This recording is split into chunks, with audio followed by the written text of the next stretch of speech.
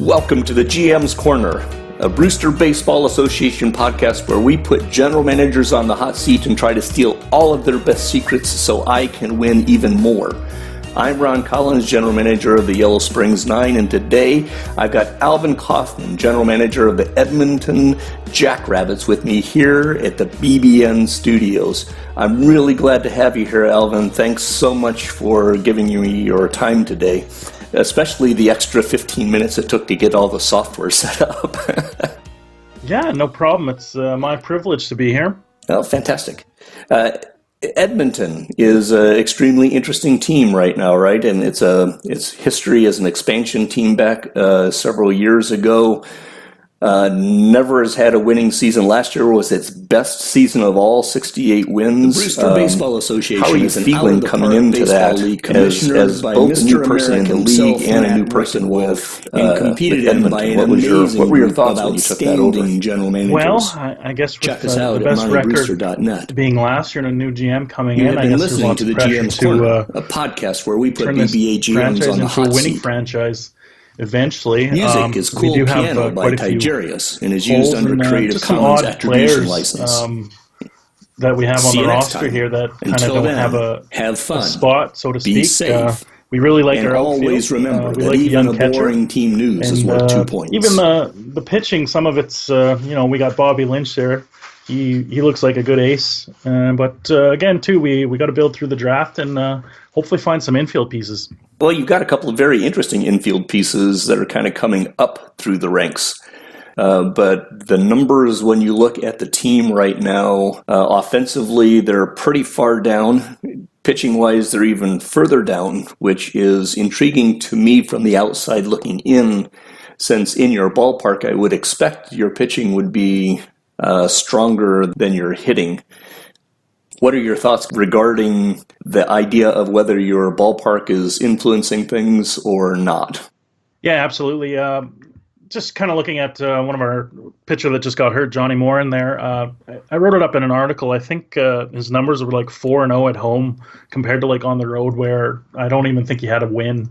And his numbers like 7.0 plus ERA on the road, and at home he was like pitched well. So I mean, that's a perfect example of our ballpark. So let me start from like day one of sitting down as a general manager for Edmonton.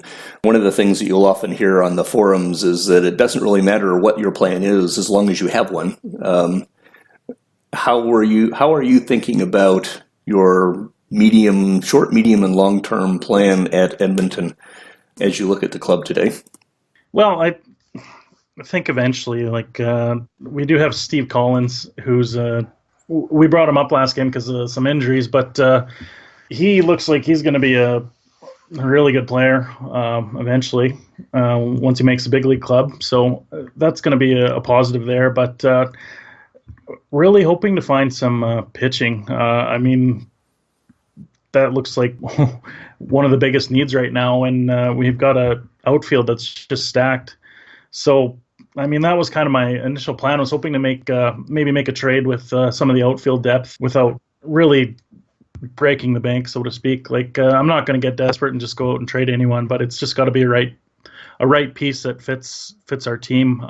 We really could use a shortstop. And welcome to the league. Yeah, shortstop and center field is always a difficult row to hoe at times. So. When I look at your roster, what I see is a whole bunch of guys that are 21 and younger, right? 21, 22, and you mentioned pitching. It's like half of your staff is in that really super young period. One of the questions that we often discuss on the boards also is, when is the right time to bring up young kids? Do you expect these guys to be on your roster throughout the rest of the calendar year, or are you looking at shuffling guys around a lot?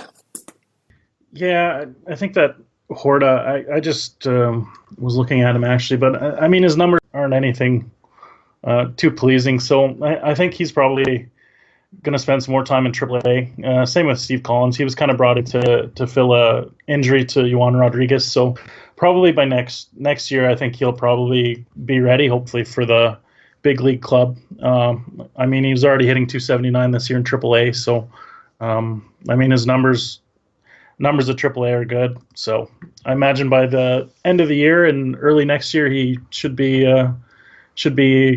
full-time in a third base role with Edmonton. I know you came in over the last part of when did you actually start coming into the league? And I know you'd wrote for Montreal for a bit. Was that middle of last year? Yeah, with Edmonton, I think it was right at the start of the season. I think it was like 2 sims left to go before the actual start of the regular season. So I didn't get much in the off season to add to Edmonton at all. Mm-hmm. But I wrote for Montreal a little earlier than that. So the reason that I was kind of going back on that is you mentioned Bobby Lynch, and I wanted to get a bit of a Bobby Lynch update, right? Because Bobby Lynch is a guy who's a super elite pitcher and has had quite a bit of history of conversation within the context of our league before. So I wasn't sure how involved you were with those conversations, but Bobby Lynch obviously hurt himself a year before, and that was one of the big questions: is how is he going to come back? And it appears that he has come back in pretty good shape. He's in his first year of arbitration, so he's got 2 years of arbitration left. Is that 3? I think he's got 2037 and 38 and 39. So. Mm-hmm. Do you look at Bobby Lynch as a guy you're going to build around, or do you look at Bobby Lynch as a guy that you might trade and pick up 2 or 3 pieces that would grow over the future? Yeah, I think for right now, my plan is to try and keep him and build around him. Like, I don't even have that much, like, really good pitching depth outside of him even coming up. Like, we just drafted mm-hmm. Chuck Barnes this past year, and he's only 19, so it's going to be a few seasons before he's ready. Right. So we'll probably keep him, but again, I mean, if the right offer's on the table, I mean, I think we couldn't say no. Let me take a step out of Edmonton and get into the league as a whole. I think, if I remember right from your original notice to join the league, that you're either in or have been in several other out of the park leagues. Yep. How do you feel about this league relative to some others? What do you think our strengths and weaknesses are? Can we do a better job of helping new general managers come in? And if so, how? Give me some thoughts on where we sit relative to other leagues that you have been in. Yeah. Well, I think right from the get-go, I mean, having multiple applications and just so many people that are involved in keeping and maintaining the league to keep it running and doing stuff like this. I mean, that's a big positive for sure. I don't think there's any other league that I've been a part of that has as much wanting as much GM involvement and responsibility as this one. So, I mean, for me, I kind of wanted to give that a try. I like writing. I like doing podcasts. I like doing things like this. So, I mean, that definitely caught my eye. I think to the average casual fan, other guys that have talked and said, hey, like, I'm applying for this league, like, just other GMs that I've had relationships with, and they kind of looked at it and thought, oh man, that's way too much to do and to have on their plate. So maybe what you're looking at is actually just a select group of GMs out there that would be interested in doing this. But as far as other leagues, I think so far what I've seen here is you guys are probably one of the top running leagues that I've been a part of. Well, I think that's always an interesting statement, right? Being a top league. I appreciate your point of view or the conversation around the energy that it can take to be a part of this league. The Brewster Baseball Association is clearly one, I think, that expects a certain amount of energy out of its members. But at the same time, I think one of the challenges is how do we put forward the idea that, we don't do this as our day jobs, and everyone has life roles and life issues and things like that. So the big question that I always think about is how to put forward the idea that, yes, we're looking for a particular set of rabid fan, but how do we also put forward the idea that if you run into situations where you are not able to do the full pedal to the metal work, that's okay. How do we put forward a message that says that, yes, we're actively looking for active people, but it doesn't have to be 24/7, 365. What's the right balance there? Yeah, I think probably just having expectations kind of clearly, which, you guys do have shown in your constitution and things like that, but and just other things too. Like, most of the leagues that I've been a part of, they're very casual, and if you miss 2 or 3 sims or exports or whatever, people won't even hardly blink an eye. But so yeah, I think just getting their feet wet and actually just even applying and kind of just hanging around the forums to actually see what goes on behind the scenes when you don't have a team. You can still come in on the forums and see what's going on and things like that. So. Yeah, and actually that's a very interesting point, and I'll try to bring this up with Matt and some of the rest of the guys, and maybe even just have an open conversation about it on the forum, because I think one of the questions that we've occasionally bandied about is what is a good measure of participation, right? And I'm always a dangerous one to talk about that because for the past probably real-time year, I've been extremely active in the participation areas. And so I think that tends to give me an aura that I need to be careful about. But I think that the most important aspect is exports and taking loving care of your team. And so maybe one of the things we can do is do a better job of talking about what expectations are, because we definitely want people to export as often as is practical, or at least tell us when they are not going to, right? So, because that's kind of a measure of, hey, I'm staying up on it. I think I can speak for everyone in the league that it's very important that we feel like our franchises are being properly managed, and probably the export is the most important metric of all. And then, obviously we have team newses and other ways to gain points and stuff that we have fun with. So, but that core is probably exports, meaning that the team is being managed to the best of somebody's ability, and then the rest of it is all levels of fun. Does that sound reasonable or sound about right to you? Yeah, absolutely. I guess even to add to that too, like most of the leagues that I'm in too, they've gone away from the forums to mostly doing it on Slack. Mm-hmm. So even coming to this league, it's been a change for me that I have to go check the forums for, trade blocks and like messaging, see who is giving me an offer or anything like that. So, but that's just getting used to it and getting into a habit of the league as well. So, and how do you feel about that? To me, like Slack is way easier for me because like you said, we all work, and I work a full-time job, so I might take a few minutes, at more than a few minutes usually in my other leagues, to check my Slack, or if it's trade deadline time, it's easy for me to just use the app on my phone at work to go on and offer some trades, or to see who's reaching out to me. So, rather than kind of logging in my browser and like checking the forums, it's a little easier to manage a team that way. But then again, you want to have people active on the forums, and GMs aren't writing just for themselves. They want other people to read their stuff. So I understand that as well. It's been probably a year since I've dealt with anything having to do with Slack, so I always be careful about the upgrade of technology. But one of the problems that we've had with discussing Slack in the BBA is that we very much prioritize our history, and by that we don't mean necessarily just the history inside the game itself, but the culture of the BBA is embedded in that forum right now. When I took over Yellow Springs, I could go back and read every team news that had ever been written by any Yellow Springs general manager since the modern day history started, right?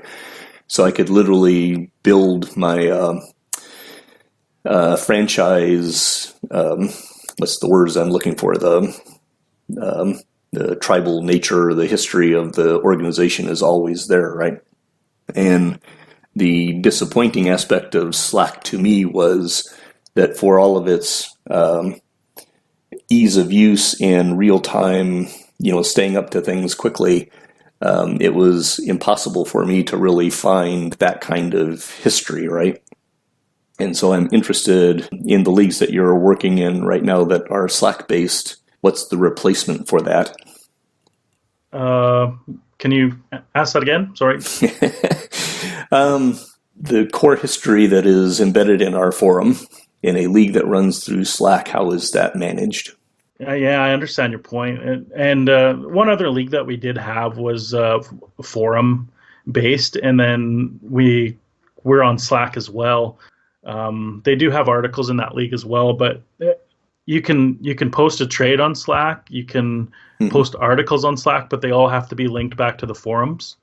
And as well too, like going out of town notices, everything that you do post on Slack has to be posted in the forums, or else it's not accredited or accounted for. So it's nice in the end that you do get to see the notification on Slack. Oh, like this team made a trade, or this team wrote an article. So then it just links it back to the forums. So, but I understand that like leagues with a big history though too, like this and so much writing. I mean, you pretty much have to have a forum and prioritize that, I think, over the Slack use. So.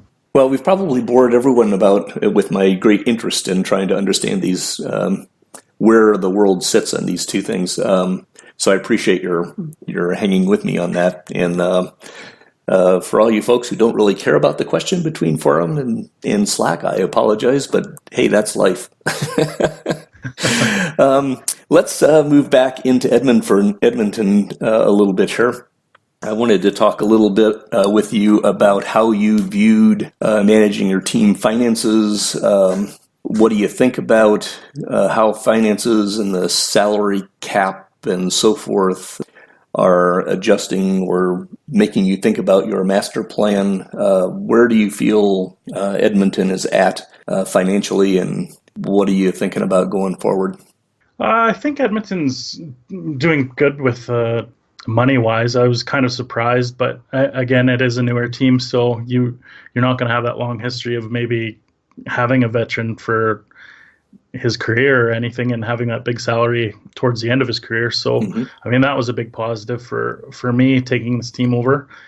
But then again, too, then you're going to have to look a little bit longer term. And what I'm thinking of is how many contracts are going to be guys that are going to need re-signed, like my young guys in 4 or 5 years, or even like you mentioned Bobby Lynch too. So trying to find out which guys you want to keep around, and kind of trying to fill some holes as well too. So I think that's kind of what I'm looking at right now.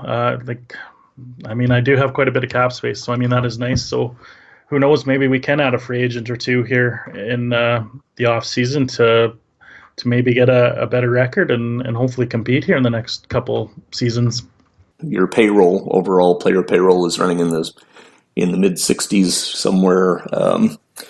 Your budget, I think, is $80 million, and your revenue stream looked like it was going to be a positive. Matt, looks like you're going to be able to afford to spend up to at least your budget as far as that's concerned. The challenge that I see coming forward for you, and I'm interested in what you're thinking about, or even if you are thinking about it yet, the answer of I'm not thinking about it is completely fine, is you start looking at a year or two down the line and you start need to add salary. The salary cap is not meaningful if your budget is only at 80 million, right? If you can only spend 80, it doesn't matter whether your salary cap's at 100 or not. How are you viewing that problem set? I guess I'll put it that way. I think kind of like looking right now, I mean, I do have some players that are up for options, and my third baseman currently is making 10.5 million.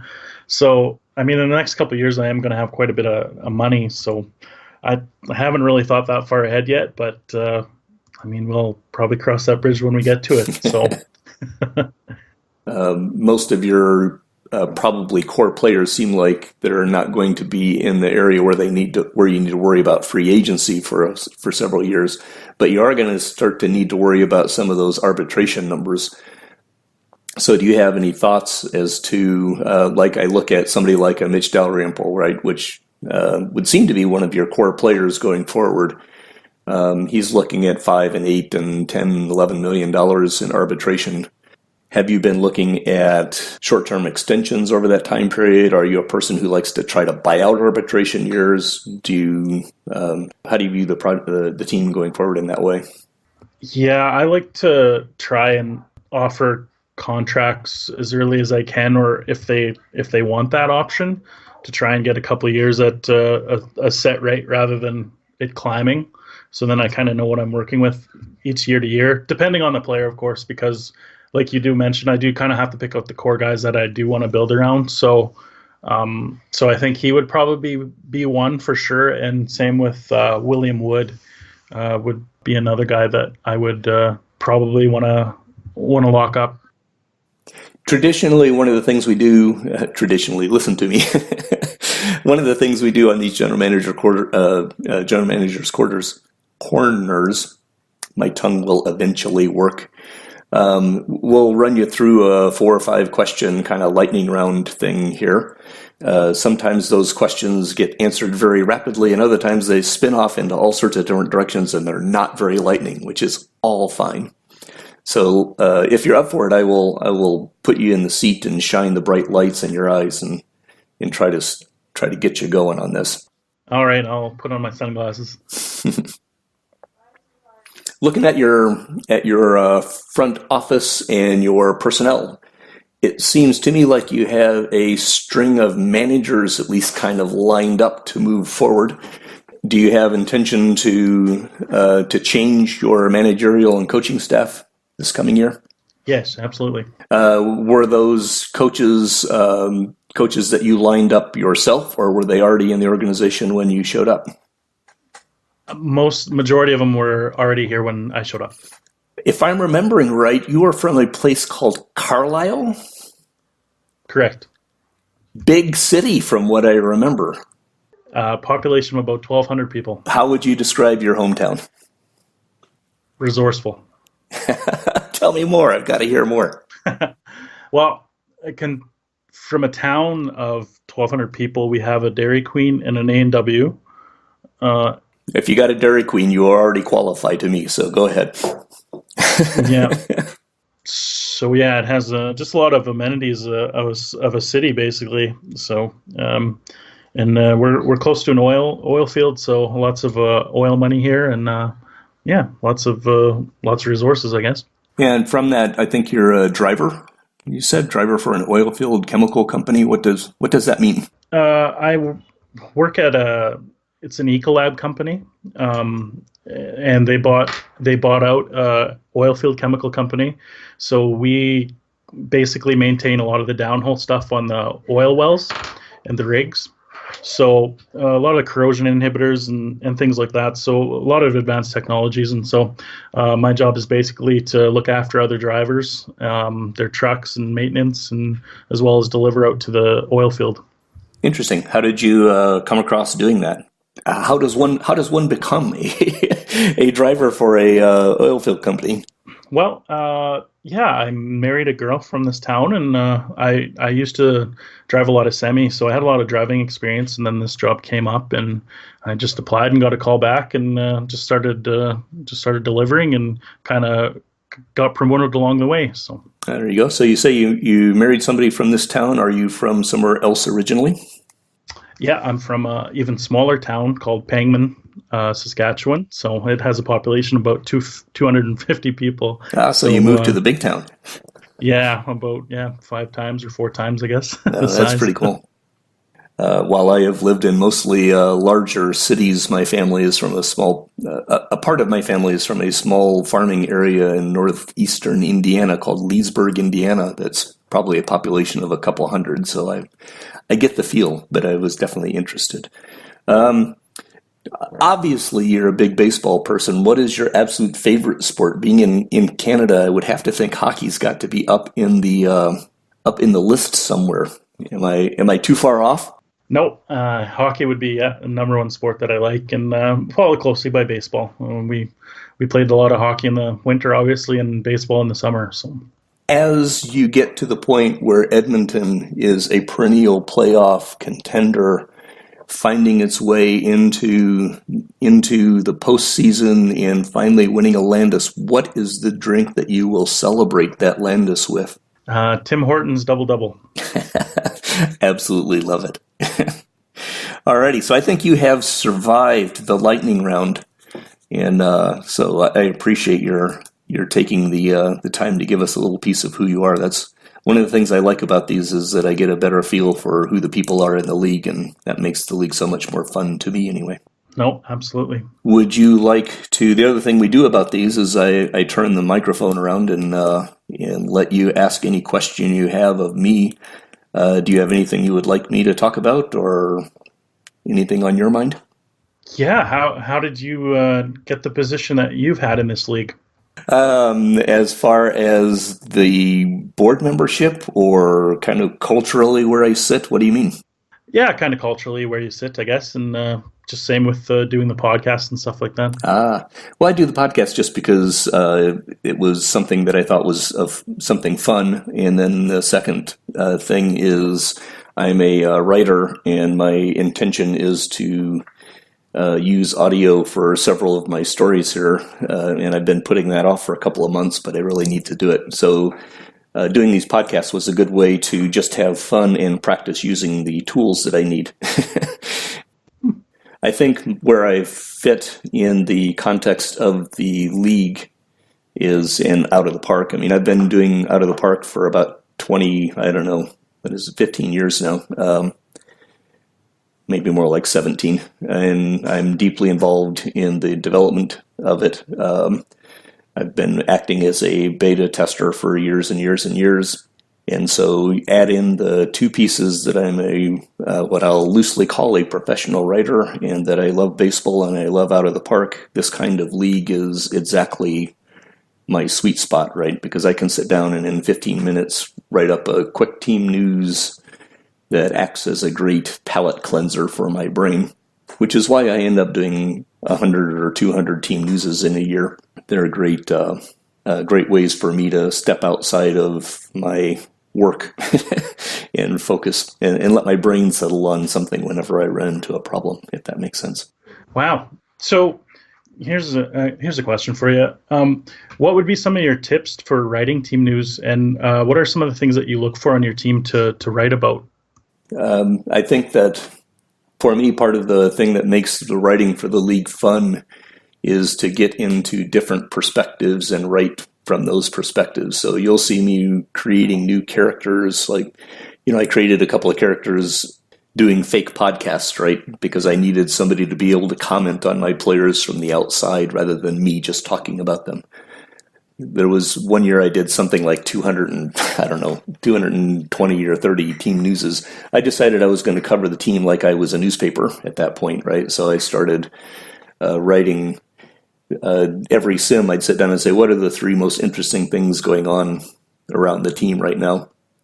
And then I got interested in one of my star players and had him have a relationship and ended up getting married, right? And so if you go back in history, you'll see that Lucas McNeil has a pop star wife, because I just thought that was fun.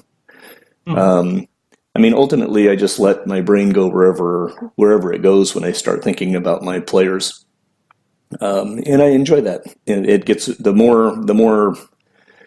I guess if I had a tip, for lack of a better term, is the more you let your players become human beings, the more the stories just start happening, right? And I don't know how to describe that any better. The spark of creativity that happens because of us as human beings is impossible to define, but when it comes right down to it, whether that comes from some form of quantum randomness or divine intervention or whatever, who knows where creativity comes from. But ultimately just have fun and start throwing words down on the page. And the last piece that I have commented on in a couple of places is that don't worry about what other people think. Don't worry whether anybody thinks that you've misspelled a word or you have a typo in places. My stuff have typos all over the place. It doesn't matter. What matters is that you're writing about something that's fun to you. And if something is fun to me, then it's fun to at least another person in the league, and that's all that really matters. No, I think that's great, because it kind of takes the pressure off of me writing.